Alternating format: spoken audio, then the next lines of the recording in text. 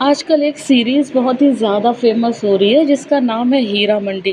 لوگوں کو معلوم نہیں ہے کہ یہ ہیرا منڈی جو سیریز ہے یہ ایک کلنک ہے، لیکن یہ بات کو جانے بغیر اس کو ایسے فروغ دیا جا رہا ہے جیسے کہ یہ ایک بہت اچھی چیز ہے۔ تو آئیے ہم آپ کو آج ہیرا منڈی کی تاریخ بتاتے ہیں، اس کا کیا اتہاس ہے۔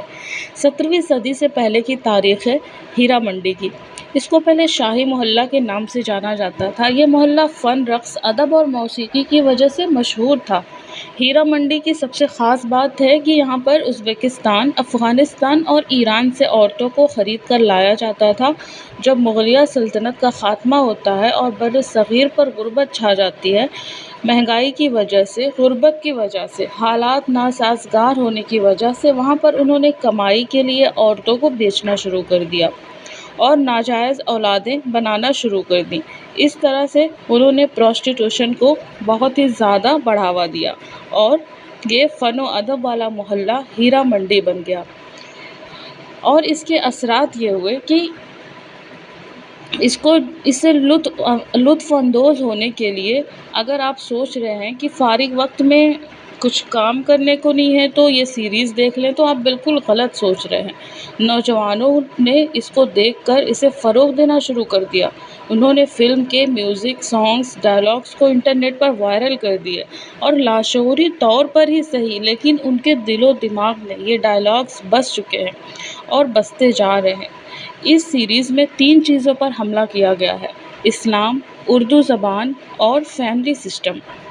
استغفر اللہ! فلم جو کہ بھارت میں 7 جون کو ریلیز ہو رہی ہے، وہ ہمارے قرآن پاک اور خواتین کے لیے اسلامی قوانین کے سراسر خلاف ہے۔ نعوذ باللہ! یہ فلم اس بات کو فروغ دیتی ہے کہ قرآن میں اللہ کا حکم صرف مردوں کے حق میں ہے اور عورتیں صرف ان کی غلام ہیں۔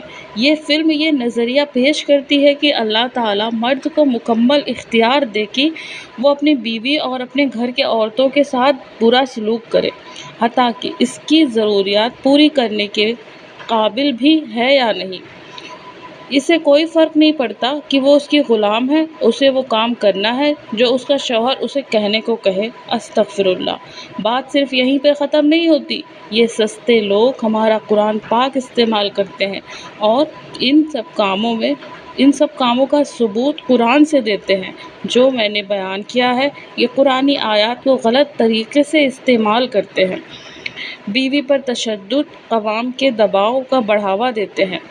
حجۃ الوداع یعنی آخری خطبہ پر جوڑے کے حقوق کے بارے میں محمد صلی اللہ علیہ وسلم نے فرمایا ہے کہ تمہاری بیویاں تمہاری لونڈی نہیں ہیں، تم پر ان کا حق ہے اور تم پر واجب ہے۔ جس مذہب نے میاں بیوی کو ایک دوسرے کا لباس کہا، وہ مذہب اس کے کپڑے پھاڑنے کو کیسے کہہ سکتا ہے؟ اللہ تعالیٰ نے تو زنا کے قریب بھی جانے سے منع کیا ہے۔ شادی شدہ زنا اور بغیر شادی کے زنا دونوں اسلام میں منع ہیں۔ خواتین کو حقوق دینے والے پہلے مذہب کو گوگل کریں تو آپ کو پتہ چلے گا کہ وہ صرف اور صرف اسلام ہی ہے جس نے عورتوں کے سارے حقوق ان کو دیے ہیں۔ پہلے حجاب اور عبایا کی بات کرتے ہیں اور اب ہمارے اسلامی قوانین کو بدلنے آئے ہیں۔ حالات نہ رکے تو وہ دن زیادہ دور نہیں جب حضرت محمد صلی اللہ علیہ وسلم کی بات کریں گے اور اللہ تعالیٰ نے فرمایا ہے کہ خبردار زنا کے قریب بھی نہ جانا، کیونکہ وہ بڑی بے حیائی اور بہت ہی بری راہ ہے۔ اس سیریز میں تمام عورتوں کو مسلمان دکھایا گیا ہے۔ اس فلم میں نواب عورتوں کے پاس جاتے ہیں اور وہ مسلمان ہیں اور عورتیں بھی مسلمان ہیں اور وہ ناجائز اولادیں ہو رہی ہیں اور اس سے بتایا جا رہا ہے کہ اس میں کوئی برائی نہیں۔ استغفر اللہ! اس فلم کی 8 قسطیں ہیں جس میں سے 7 سیریز میں اچھا خاصا بے حیائی کا مواد دکھانے کے بعد 8ویں قسط میں طوائفوں کو ہیرو بنا کر پیش کیا اور پھر وہ انقلاب زندہ باد کے نعرے لگانا شروع کر دیتی ہے۔ اس کا مقصد یہ ہے کہ عوام میں مقبول ہو جائے۔ وہ فحاشی پھیلانا چاہتے ہیں، مسلمانوں کے دین اسلام کی بنیادوں کو ختم کرنا چاہتے ہیں اور ارکان اسلام کے بعد خاندانی نظام کو ٹارگٹ کر کے ان میں بے حیائی پھیلا دینا چاہتے ہیں، اور ان سب میں اردو زبان کو استعمال کیا ہے تاکہ یہ پھیلایا جا سکے کہ مسلمان اس میں ملوث ہیں اور اسلام اس کے حق میں، جبکہ ایسا بالکل نہیں ہے۔ خدا را اسلام کے دشمنوں کی سازشوں کو سمجھے۔ انہوں نے ہم پر بہت محنت کی ہے، کس طرح مسلمانوں کو راہ حق سے بھٹکایا جا سکے، کیسے ان کی عزتوں کو پامال کیا جائے، کیسے ان کو حرام کاموں میں ملوث کر کے اسلام سے دور کیا جائے۔ دور رہیں ایسی اسلام دشمن سرگرمیوں سے اور دوسروں کو آگاہ کریں۔ اللہ سب کا حامی و ناصر ہو۔